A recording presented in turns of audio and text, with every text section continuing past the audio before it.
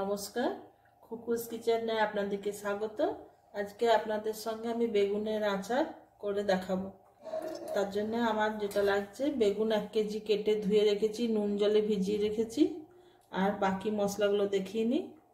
মেথি 5 গ্রাম, কালো জিরে 2 গ্রাম, জিরে গোটা জিরে 5 গ্রাম আছে, মৌরি 5 গ্রাম আছে, লঙ্কা গুঁড়ো, এধারে আপনার চিনি আছে আপনার 200 গ্রাম, সর্ষে 50 গ্রাম, আদা 100 গ্রাম, আর শুকনো লঙ্কা, সর্ষের তেল এটা আছে 300 গ্রাম। আমি প্রথমে মেথিটা একটুখানি গরম কড়াইয়ে নেড়ে নেবো, নেড়ে এটা একটু গুঁড়ো করে নেবো। বাকি যে মশলাগুলো থাকবে সেগুলো আমি মিক্সিতে, কালো জিরেটা আর মেথিটা বাদ দিয়ে আমি বাকি মশলাগুলো মিক্সিতে চালিয়ে নেব।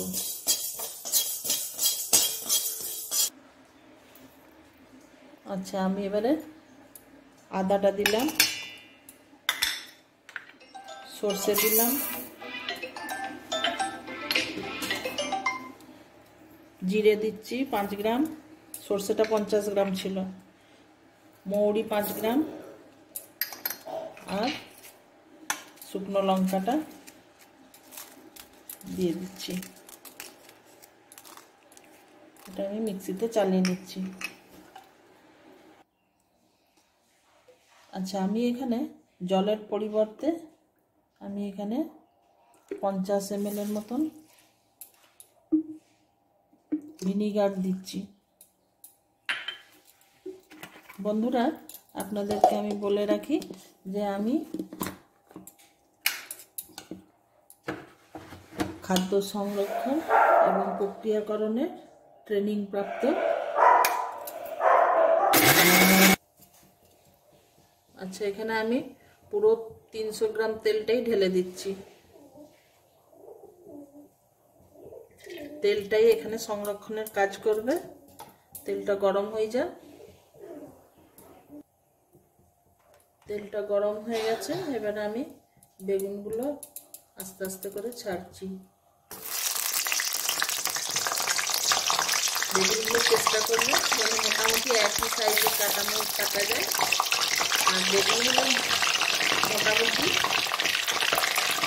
কাটার পরে নুন জলে ভিজিয়ে রেখে দেবেন 1 ঘন্টা খানেক।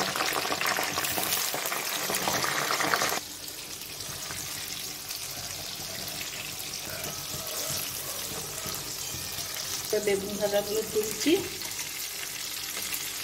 আস্তে আস্তে করে।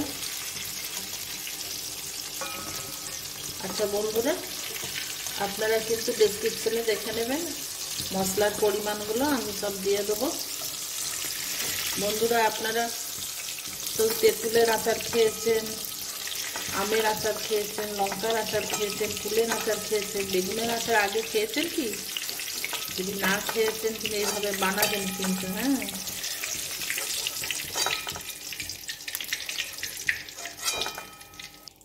ওই তেলেই আমি কালো জিরেটা দিয়ে দিচ্ছি।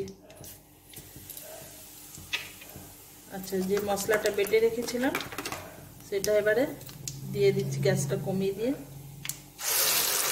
এটা কিন্তু আমি জল দিয়ে বাটিনি, ভিনিগার দিয়ে বেটেছি।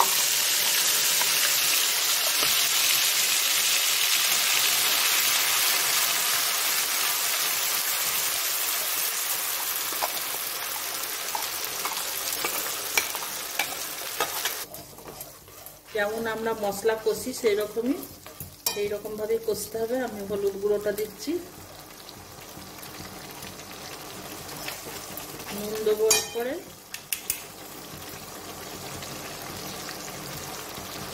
নুনটা পরে আরেকবার টেস্ট করে দেখে আরেকবার দেবো।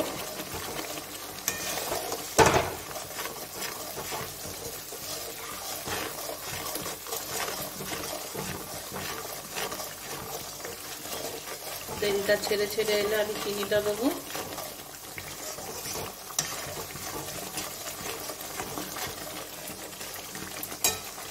এরপরে আমি চিনিটা দিয়ে দিচ্ছি,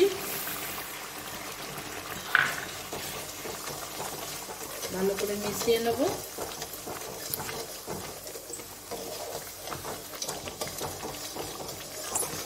বন্ধুরা এরপরে এটা ভালো করে মিশে যাওয়ার পরে আমি বেগুন ভাজাগুলো দেবো। বেগুন ভাজাগুলো দেওয়ার পরে বেশি নাড়া চলবে না, তাহলে বেগুনটা ঘাঁটা হয়ে যাবে।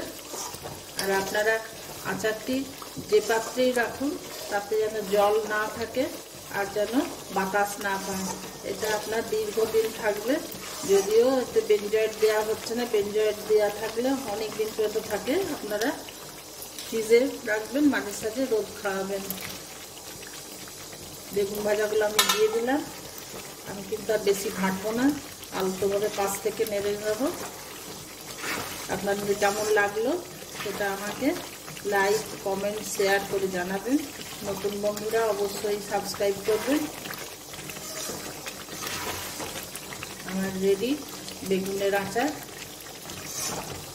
আপনারা আমার সঙ্গে এতক্ষণ থাকার জন্য আপনাদেরকে ধন্যবাদ। অবশ্যই বাড়িতে এটা একবার করে দেখবেন। বন্ধুরা ঠান্ডা হয়ে গেছে, এরপর আমি বোতলজাত করব। তেলটাও ভেসে গেছে একদম। আচ্ছা, তার আগে আমি যে মেথিটা গুঁড়ো করে রেখেছিলাম প্রথমে রোস্টেড মেথিটা দিয়ে দিলাম। এরপরে আমি বোতলজাত করব। আপনারাও খেয়াল করে দেখবেন যেন বোতলে যেন জল যেন না থাকে বা বাতাস যেন না পায়।